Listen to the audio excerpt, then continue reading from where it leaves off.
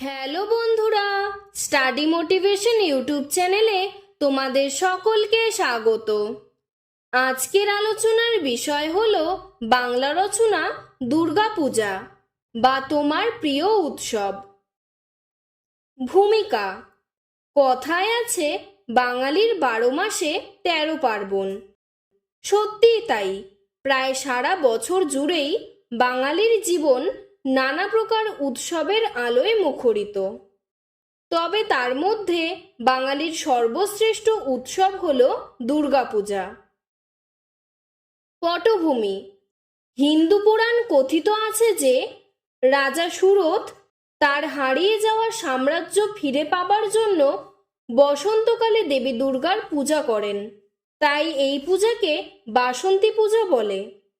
অন্যদিকে কৃত্তিবাসী রামায়ণ অনুসারে শ্রীরামচন্দ্র শরৎকালে দেবী দুর্গার পূজা করেন জন্য এই পূজা শারদীয়া উৎসব নামেও পরিচিত।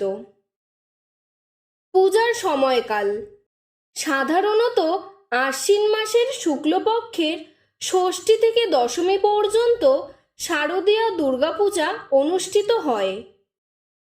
দেবীর বর্ণনা। দেবী দুর্গার 10 হাতে 10 রকমের অস্ত্র থাকে, তাই তিনি দশভুজা, এবং দেবীর বাহন সিংহ, তাই তিনি সিংহ বাহিনী। দেবীর পায়ের নিচে শূলবিদ্ধ মহিষাসুর। দেবীর বাম দিকে বিদ্যাদেবী সরস্বতী এবং দেবসেনাপতি কার্তিক, এবং ডান দিকে ধনসম্পদের দেবী লক্ষ্মী এবং সিদ্ধিদাতা গণেশ থাকেন। দেবী সরস্বতীর বাহন হাঁস, লক্ষ্মীর বাহন পেঁচা, গণেশের বাহন ইঁদুর এবং কার্তিকের বাহন ময়ূর। পূজার আনন্দ। পূজার মাসখানেক আগে থেকেই শুরু হয়ে যায় পূজার জামা জুতো কেনাকাটা। সকলেই তার পরিবারকে নতুন নতুন জামা উপহার দেয়। এই সময় সমস্ত স্কুল, কলেজ, অফিস, আদালত বন্ধ থাকে। এই সময় প্রবাসীরা বাড়িতে ফিরে আসে। পূজার 4 দিন দিনরাত ঘুরে বেড়ানো, খাওয়া দাওয়া চলতে থাকে, এবং দশমীর দিন সকলের মন খারাপ হয়ে যায়, অপেক্ষা করে আবার পরের বছরের জন্য। উপসংহার। বাঙালির মহোৎসব হলো এই দুর্গাপূজা।